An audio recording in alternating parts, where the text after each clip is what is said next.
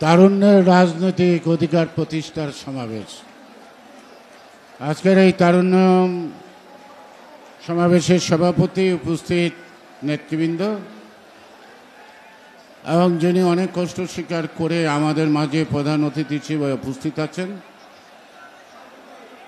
যার দিকে তাকিয়ে আছে সামনের পথ অতিক্রম করা। অনেক পথ অতিক্রম করলে এখনো করতে পারি নাই। আমরা আশাবাদী এই তরুণ সমাজ আমাদের এই সংগ্রামে প্রিয় নেতা জনাব তারেক রহমানের নেতৃত্বে বাকি পথটুকু অতিক্রম করে গণতন্ত্র ফিরিয়ে আনতে পারবে। আমি বক্তব্য রাখব না। আমি বসে আছি, আপনাদের বক্তব্য শুনেছি, প্রতিজ্ঞা শুনেছি, প্রতিশ্রুতি শুনেছি। আমি আমাদের নেতা জনাব তারেক রহমান আন্দোলনের মধ্য দিয়ে এই পর্যন্ত এগিয়ে এনেছেন। বাকি পথটুকু চলার পথটুকু দিক নির্দেশনা দেবেন।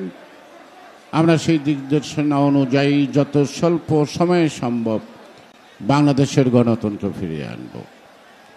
এবং আমি একটি কথাই বলবো যে ষড়যন্ত্র চলছে, তাই আমাদের ষড়যন্ত্র রুখতে হবে, গণতন্ত্র ফিরাতে হবে। এটাই হোক আমাদের প্রতিশ্রুতি। সবাইকে ধন্যবাদ। বাংলাদেশ জিন্দাবাদ।